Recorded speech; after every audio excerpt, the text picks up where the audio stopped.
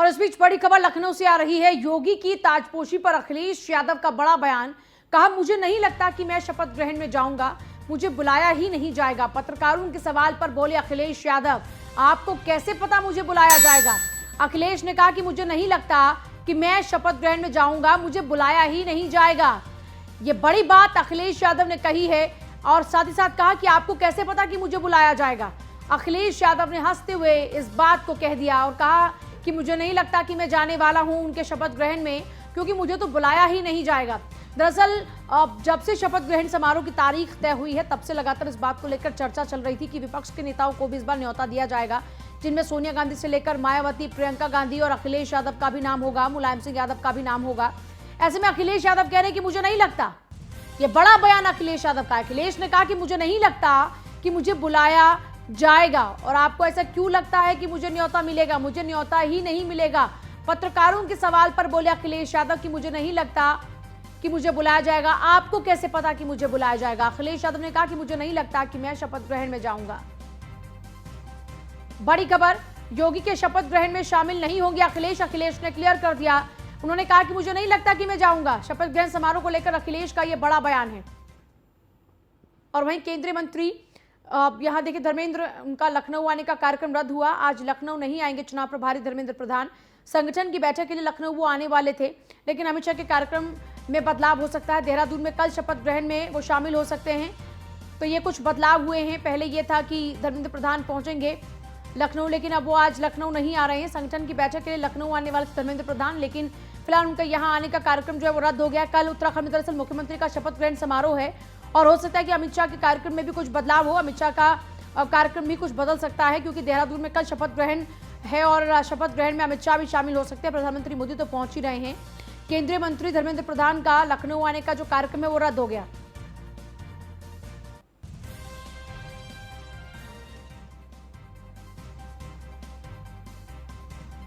और योगी की ताजपोशी पर अखिलेश यादव का बड़ा बयान। मुझे नहीं लगता कि मैं शपथ ग्रहण में जाऊंगा। अखिलेश यादव ने बड़ी बात कही है। कहा कि मुझे बुलाया ही नहीं जाएगा। और आपको कैसे पता? पत्रकारों के सवाल पर उन्होंने कहा कि आपको कैसे पता कि मुझे बुलाया जाएगा? यानी कुल मिलाकर अखिलेश यादव ने क्लियर कर दिया कि वो शपथ ग्रहण समारोह में नहीं जाएंगे। कान्हा स्टेडियम में योगी आदित्यनाथ अपने दूसरे कार्यकाल के लिए पद एवं गोपनीयता की शपथ लेंगे।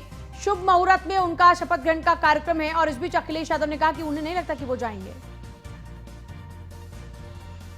कि मैं जाऊंगा न, मुझे नहीं लगता कि मैं जाऊंगा, न मुझे बुलाया जाएगा। नहीं बुलाया तो जाएगा आपको। आपको कैसे पता कि बुलाया जाएगा? ये ऐसा तो नहीं है कि आप लोग उनकी तरफ से कह रहे हो कि अगर नहीं। और सर मुझे तो पता नहीं लिस्ट। सर क्या संदेश रहेगा सरकार के लिए? देखिए, क्या करें जो बेहतर रहे? सरकार झूठ न बोले बस। मुझे नहीं लगता कि मैं जाऊंगा, न मुझे बुलाया जाएगा। नहीं बुलाया तो जाएगा आपको। आपको कैसे पता कि बुलाया जाएगा? ये ऐसा तो नहीं है कि आप लोग उनकी तरफ से कह रहे हो कि अगर नहीं। और सर मुझे तो पता नहीं लिस्ट। सर क्या संदेश रहेगा सरकार के लिए? देखिए, क्या करें जो बेहतर रहे? सरकार झूठ न बोले बस। तो कह रहे हैं कि सरकार झूठ ना बोले बस। मतलब ये कि वो कह दें कि हमें बुलाएगा, लेकिन हमको बुलाया ही नहीं जाएगा, इसलिए उनको तो नहीं लगता कि वो जाने वाले शपथ ग्रहण समारोह में। इस बीच प्रियंका गांधी को यूपी प्रभारी पद से हटाए जाने की मांग हो रही है। एआईसीसी सदस्य जिशान हैदर ने सोनिया गांधी को पत्र लिखा है। कांग्रेस की स्थिति के लिए प्रियंका को जिम्मेदार ठहराया और प्रदेश अध्यक्ष पर हार का ठीकरा फोड़ना गलत है। जिशान ने कहा प्रियंका गांधी से इस्तीफा मांगा जाना चाहिए। जिशान हैदर कह रहे हैं पार्टी की अच्छाई के लिए हिचकिचाना नहीं चाहिए। अब प्रियंका के ही इस्तीफे की मांग शुरू हो गई है। सोचिए, देखिए, प्रियंका ने लोकसभा चुनाव और उसके बाद विधानसभा चुनाव दोनों की बागडोर को संभाला, लेकिन आप अगर बात करें लोकसभा चुनाव की तो एक सीट पर सिमट गई कांग्रेस लोकसभा की, और अब विधानसभा चुनाव में 2 पर सिमट गई। अब ऐसे में उनकी पार्टी के लोग, जिशान साहब ये कह रहे हैं कि पार्टी की अच्छाई के लिए हिचकिचाना नहीं चाहिए। आप क्यों प्रदेश अध्यक्ष के ऊपर ठीकरा फोड़ते हैं? इस्तीफा तो प्रियंका गांधी का होना चाहिए।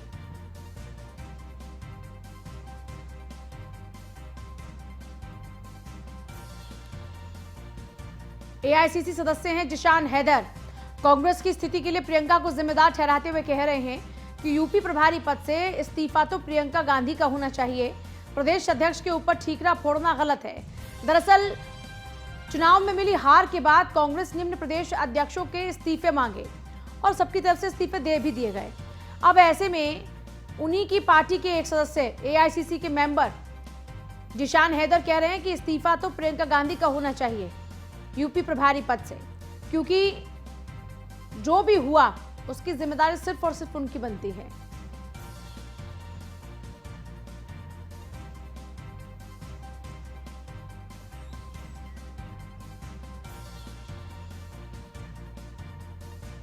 और हार के बाद विपक्षी पार्टियों में बड़ा तूफान सा आया है। आरएलडी के प्रदेश अध्यक्ष मसूद अहमद ने इस्तीफा दिया और पार्टी के प्रमुख नेताओं के ऊपर आरोप भी लगाए। अब इस्तीफे के बाद प्रदेश अध्यक्ष की तलाश तेज हो गई है। बुढ़ाना से आरएलडी विधायक राजपाल बालियान प्रदेश अध्यक्ष की दौड़ में सबसे आगे बने हुए हैं। राजपाल बालियान आरएलडी के नए प्रदेश अध्यक्ष हो सकते हैं। राजपाल बालियान 4 बार से विधायक हैं। पश्चिमी यूपी में पार्टी को और मजबूत करने के लिए बड़ी जिम्मेदारी उनको मिल सकती है। ऐसे में तो राजपाल बालियान सबसे नंबर 1 पर लगातार बने हुए इस दौड़ में। मसूद अहमद के बाद अब उनकी बारी हो सकती है प्रदेश अध्यक्ष के पद पर नियुक्ति की। मसूद अहमद ने प्रदेश अध्यक्ष पद से न सिर्फ इस्तीफा दिया था, बल्कि पार्टी के प्रमुख नेताओं के ऊपर भी बड़े गंभीर आरोप लगाए थे। टिकट बेचने के, पैसे लेने के तमाम आरोप लगाए थे। अब ऐसे में राजपाल बालियान नए प्रदेश अध्यक्ष हो सकते हैं, क्योंकि प्रदेश अध्यक्ष को लेकर अब एक बार फिर से दौड़ में नेता लगातार दौड़ते हुए नजर आ रहे हैं। मसूद अहमद के प्रदेश अध्यक्ष पद से इस्तीफे के बाद में आरएलडी के नए प्रदेश अध्यक्ष की तलाश तेज हो चुकी है और इसमें नाम सबसे आगे लगातार चल रहा है 4 बार से विधायक राजपाल बालियान का, जो कि दौड़ में सबसे आगे बने हुए हैं। 4 बार ये विधायक रहे हैं। राजपाल बालियान इस दौड़ में सबसे आगे बने हुए। मसूद अहमद प्रदेश अध्यक्ष पद से इस्तीफा दे चुके हैं। अब ऐसे में बालियान का नाम सबसे आगे चल रहा है। आरएलडी के नए प्रदेश अध्यक्ष हो सकते हैं। और खबर बुलंदशहर से, सपा राष्ट्रीय लोकदल की संयुक्त प्रत्याशी सुनीता शर्मा का पर्चा खारिज हो गया। बुलंदशहर में गौतम बुद्ध नगर सीट से गठबंधन के प्रत्याशी हैं सुनीता सिंह। 2 अन्य निर्दलीय प्रत्याशियों के भी पर्चे खारिज हो गए। बीजेपी उम्मीदवार नरेंद्र भाटी का निर्विरोध एमएलसी चुना जाना तय। पर्चा खारिज होने से सपा गठबंधन के संयुक्त प्रत्याशी के समर्थकों में काफी रोष है, जिसको देखते हुए कलेक्ट्रेट परिसर को छावनी में तब्दील कर दिया गया है। देखिए, एमएलसी का चुनाव है 9 तारीख को, इससे पहले पर्चे खारिज हो गए हैं गठबंधन के प्रत्याशियों के। बुलंदशहर गौतम बुद्ध नगर सीट से गठबंधन की प्रत्याशी सुनीता सिंह का पर्चा खारिज हो गया। ऐसे में जो उनके समर्थक हैं उनमें काफ़ी रोष है और इसी रोष के चलते यहाँ पर कोई माहौल न खराब करे, पूरी छावनी में तब्दील कर दिया गया कलेक्ट्रेट परिसर को। सपा राष्ट्रीय लोकदल की संयुक्त प्रत्याशी सुनीता शर्मा का पर्चा हुआ खारिज और उसके बाद कलेक्ट्रेट परिसर को छावनी में तब्दील कर दिया गया है।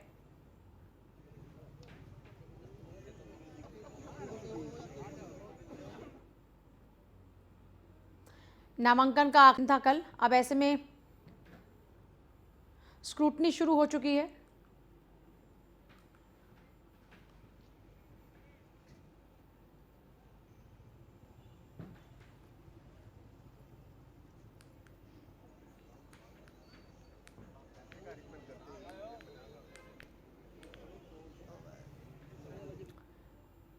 और सूत्रों के हवाले से बहुत बड़ी खबर इस बीच आ रही है। शपथ ग्रहण को ऐतिहासिक बनाना चाहती है सरकार और संगठन। लखनऊ के भाजपा विधायकों को 5-5 हजार लोगों की भीड़ लाने का टारगेट दिया गया है। लखनऊ प्रदेश के बाकी विधायकों को 1-1 हजार लोगों की भीड़ लाने को कहा गया है।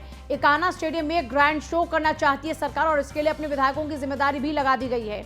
एक विधायक के पास में 5,000 लोगों को लाने की जिम्मेदारी सौंपी गई है। लखनऊ के भाजपा विधायकों को 5-5 हजार लोगों की भीड़ लाने का टारगेट दिया गया है और इसके अलावा अन्य विधायकों को 1-1 हजार लोगों की भीड़ लाने को कहा गया है।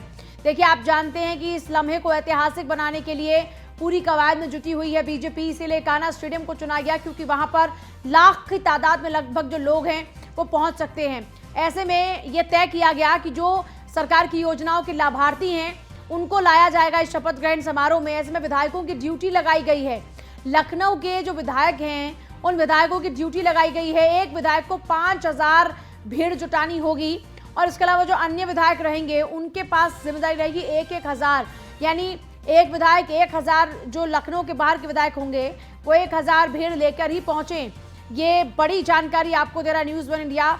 सूत्रों के हवाले से बहुत बड़ी खबर आपको बता रहे हैं कि इस मेगा शो को मेगा बनाने के लिए विधायकों की जिम्मेदारी लगा दी गई है कि आपको भीड़ जुटानी है। वहां पर लखनऊ के विधायकों को 5-5 हजार की भीड़ जुटाने के निर्देश हैं। इसके अलावा बाकी और अन्य विधायकों को 1-1 हजार की भीड़ जुटानी होगी। ये बड़ी खबर, तभी 70,000 के लोगों का जो बैठने का वहां पर पूरा आयोजन किया गया है। अब आप समझ लीजिए कि इस मेगा इवेंट को मेगा बनाने की पूरी तैयारियां शुरू हो चुकी हैं, सुरक्षा के लिहाज से भी और भीड़ जुटाने के लिहाज से भी। भीड़ जुटाने के लिए विधायकों की जिम्मेदारी लगा दी गई है।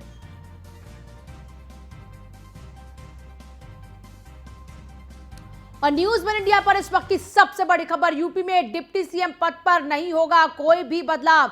डिप्टी सीएम के मामले में यथास्थिति बनी रहेगी। दिनेश शर्मा और केशव प्रसाद मौर्य के लिए बहुत बड़ी राहत भरी खबर है। सिराथू से विधानसभा चुनाव हारने के बाद लगातार ये चर्चा बनी हुई थी कि क्या केशव प्रसाद मौर्य इस बार भी डिप्टी सीएम होंगे, क्या दिनेश शर्मा इस बार भी डिप्टी सीएम होंगे। और कमोबेश ऐसे में कई नामों की चर्चा लगातार हो रही थी कि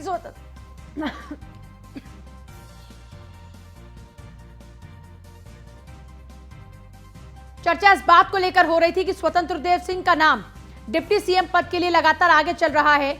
और इसी तरीके से बेबी रानी मौर्य का जिक्र भी बार बार हो रहा था कि बेबी रानी मौर्य भी इस बार डिप्टी सीएम की रेस में आगे हैं।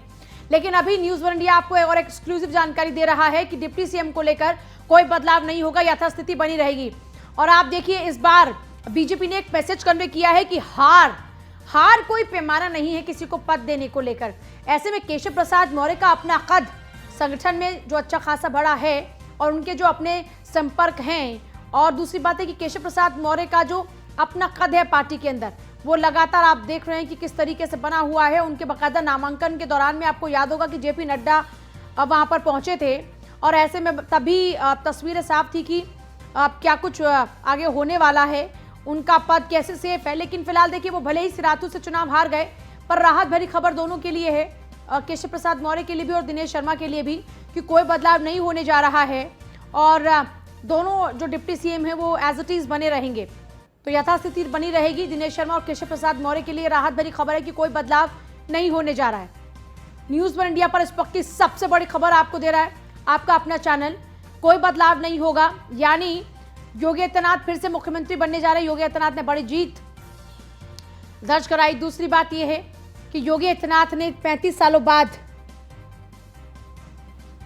जो रिकॉर्ड तोड़ा, उसके अलावा खुद जिस तरीके से उन्होंने चुनाव लड़ा, चुनाव जीता और पूरे उत्तर प्रदेश में भी बीजेपी की सरकार बनाने का जो बीड़ा उठाया था उसे पूरा किया। मुख्यमंत्री पद और गोपनीयता की शपथ वो 25 तारीख को लेने जा रहे हैं कान्हा स्टेडियम में। ऐसे में एक बड़ी खबर यह है कि डिप्टी सीएम दोनों एज इट इज बने रहेंगे। केशव प्रसाद मौर्य और दिनेश शर्मा को हटाया नहीं जा रहा है या कोई रिप्लेसमेंट नहीं हो रहा है, दोनों as it is deputy CM बने रहेंगे। जैसा हम फिर जिक्र कर रहे हैं कि बीच में चर्चा इस बात को लेकर चल रही थी कि हो सकता है स्वतंत्र देव सिंह और साथ ही साथ बेबी रानी मौर्य का जिक्र बार बार हो रहा था कि ये डिप्टी सीएम की रेस में लगातार आगे दौड़ रहे हैं। लेकिन फिलहाल एसके मेरे साथ जुड़ गए मेरे सहयोगी, ऐसी कोई जानकारी नहीं है बदलाव की। अब जानकारी ये है कि कोई रिप्लेसमेंट नहीं होगा, सिचुएशन एज इट इज रहेगी, दोनों डिप्टी सीएम वही रहेंगे। निश्चित तौर पर, क्योंकि हमने एक चीज जो महत्वपूर्ण है, जो ध्यान करने वाली ये है कि deputy CM doctor Dinesh Sharma कहीं से भी चुनाव नहीं लड़े थे। केशव मौर्य चुनाव लड़े थे, लेकिन बावजूद इसके उनकी सीट नहीं निकल सकी थी। लेकिन बावजूद इसके जब लखनऊ में कोर कमेटी की बैठक हुई तो deputy CM doctor Dinesh Sharma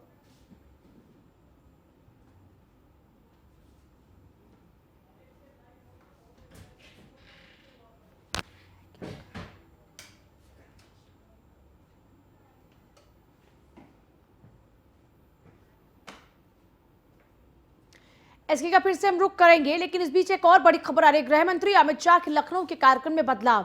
आज की बजाय कल देर रात उत्तर प्रदेश पहुंचेंगे अमित शाह। कल देर रात उत्तराखंड से सीधे लखनऊ पहुंचने का उनका कार्यक्रम रहेगा। लखनऊ पहुंचते ही मुख्यमंत्री और धर्मेंद्र प्रधान के साथ मीटिंग होगी। यूपी के सह प्रभारी अनुराग ठाकुर, केशव मौर्य इसमें शामिल हो सकते हैं। आज की बजाय कल देर रात पहुंचेंगे, क्योंकि देखिए कल उत्तराखंड में शपथ ग्रहण समारोह है मुख्यमंत्री का।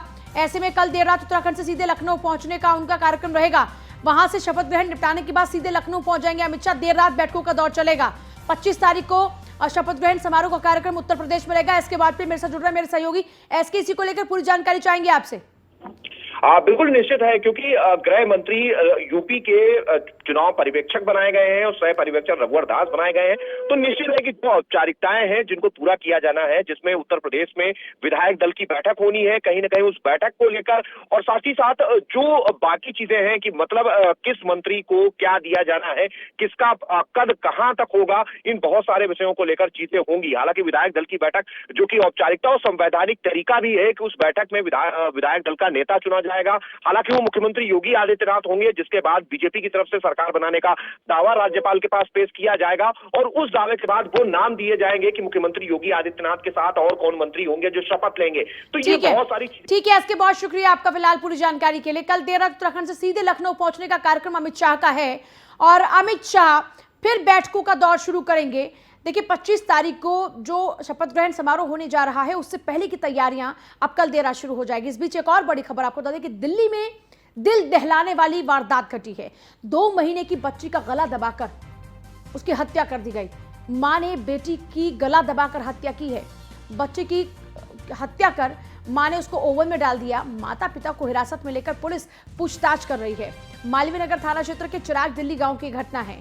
सोचिए, आप जब भी माँ के बारे में कोई भी जब शब्द बोलता है माँ, तो अपने आप में माँ का कद बहुत बड़ा होता है, लेकिन एक ऐसी माँ भी है जिसने अपनी ही बच्ची की हत्या कर दी। माता पिता को हिरासत में लेकर पुलिस पूछताछ कर रही है। मारा पहले उस बच्ची को और फिर उसको ओवन में डाल दिया।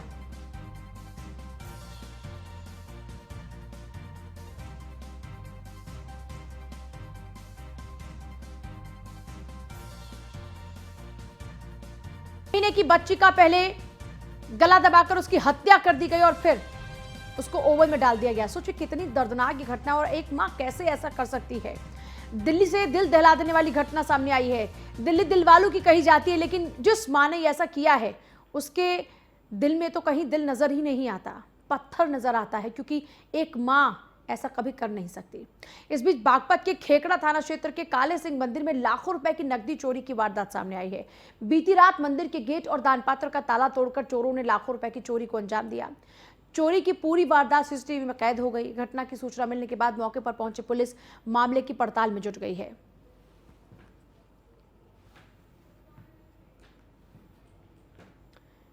वाराणसी में 3 दिवसीय पुतल उत्सव का आयोजन किया जा रहा है। देश की आजादी के लिए प्राणों को न्यौछावर करने वाले बलिदानियों को याद करना पुतल उत्सव का उद्देश्य है। इस आयोजन को 3 दिनों में 7 संस्थाएं आधे घंटे की प्रस्तुतियां देंगी। कठपुतली दिवस के मौके पर सोमवार को वाराणसी के 80 घाट पर काशीवासियों को देश के बलिदानियों की कहानी देखने और सुनने को मिलेगी। यह आयोजन देश के 5 शहरों में आयोजित है, जिनमें यूपी में वाराणसी आजादी के अमृत महोत्सव के तहत इसका प्रदर्शन पहले 2 दिन 80 घाट पर और फिर अंतिम दिन दीनदयाल हस्तकला संकुल बड़ा लालपुर में होगा।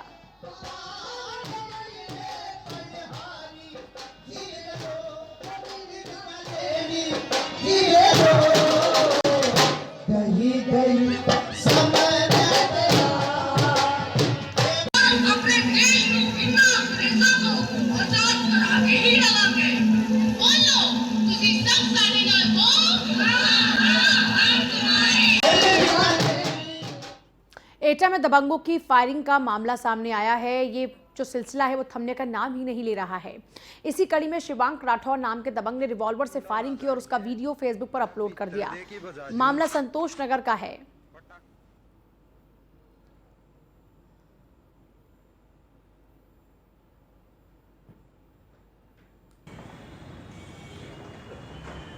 आज यह बात घर पे और मुकाबला हो जोर का, इंस्टा का गुंडा ना जानिए। और फिलहाल आपसे लेने इजाजत। आगे भी खबरों का सिलसिला लगातार जारी, बने रहिए हमारे साथ।